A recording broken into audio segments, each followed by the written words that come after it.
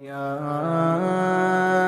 أيها الذين آمنوا توبوا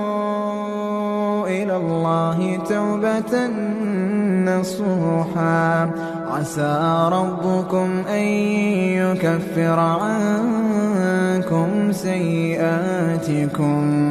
ويدخلكم جنات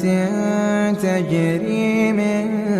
تحتها الأنهار يوم لا يخزي الله النبي والذين